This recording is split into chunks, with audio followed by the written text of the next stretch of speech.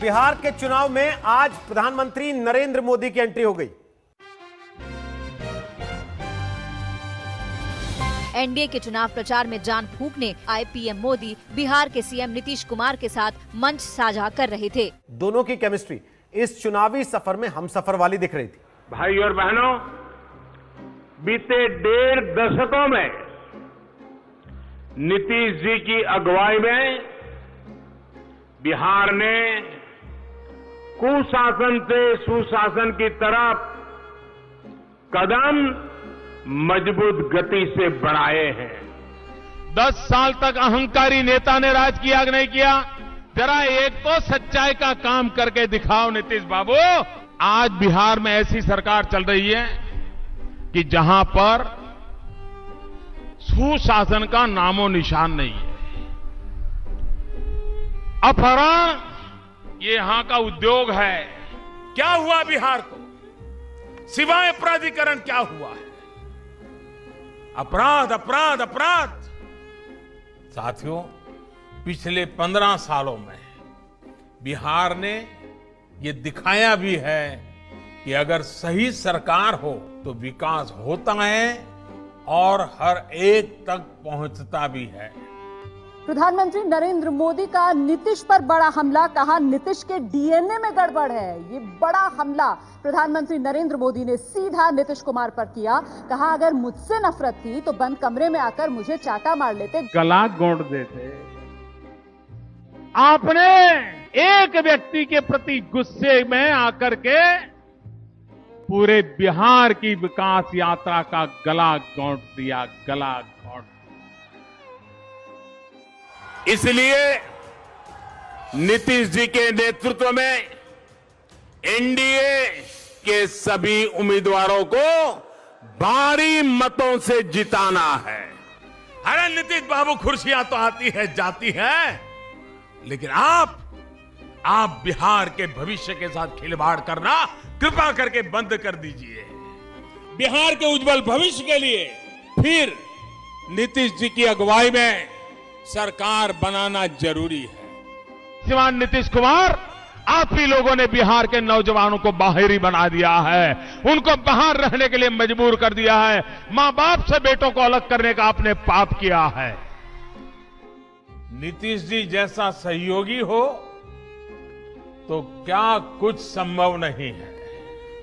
आतंकवादियों को छिपने के लिए अब लगता है बिहार उनको स्वर्ग भूमि लगने लगी है, क्योंकि बिहार सरकार की वोट बैंक की राजनीति आतंकवादियों के प्रति कठोर रवैया बरतने के लिए तैयार नहीं है। मोदी ने नीतीश के सुशासन की तारीफ की। नीतीश ने भी केंद्र के कामकाज पर वोट मांगा।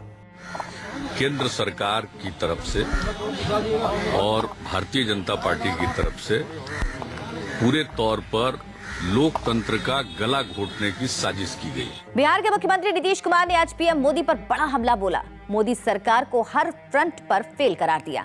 वो उनको जो मैंडेट मिला देश की सेवा करने का, वो उनके लिए बिल्कुल मायने नहीं रखती।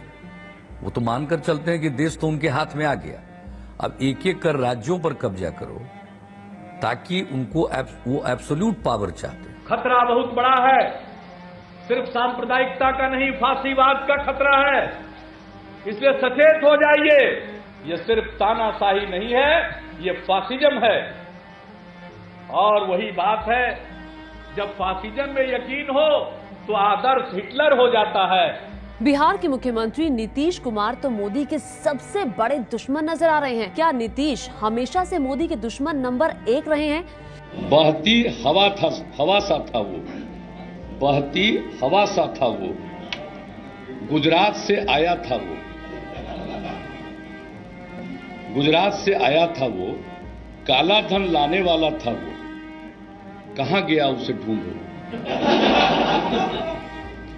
हमको देश की फिक्र सताती है, वो बस विदेश के दौरे लगाता। हमको बढ़ती महंगाई सताती, वो बस मन की बात सुनाता।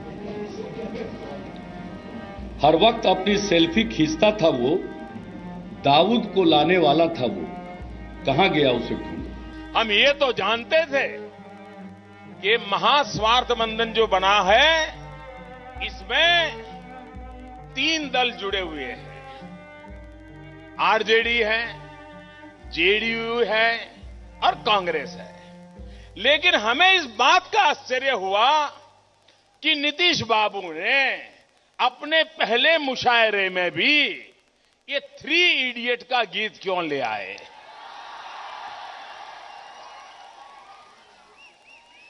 ये 3 पार्टनर थे, ये तो पता था, लेकिन उनको ढूंढ ढांड करके अगर कविता की पैरोडी करने का मन कर गया तो भी 3 इडियट वाला कर गया, 3 इडियट वाला कर गया।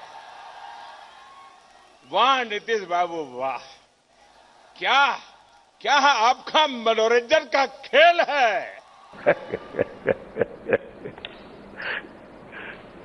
Thank you very much. और दोनों मिलकर के अब जनता को भ्रमित करने के लिए मैदान में आए हैं। ऐसे लोगों पे विश्वास कर सकते हैं?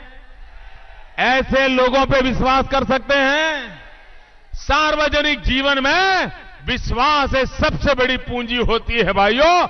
ये विश्वासघात करने वाले लोग हैं, उन पर अब बिहार कभी भरोसा नहीं कर सकता है। मैंने कहा हिपोक्रेसी की भी सीमा होती है। इस वीडियो के सामने आने के बाद सवाल तो बनता ही है, अगर हम करें तो करें क्या, बोले तो बोले क्या। वाह मोदी जी वाह वाह वाह। ऐसी हल्की बात अगर मुल्क के प्रधानमंत्री के द्वारा कही जाएगी तो मुल्क का क्या होगा? क्या ये लोकतंत्र होता है? क्या लोकतंत्र के ये तौर तरीके होते हैं?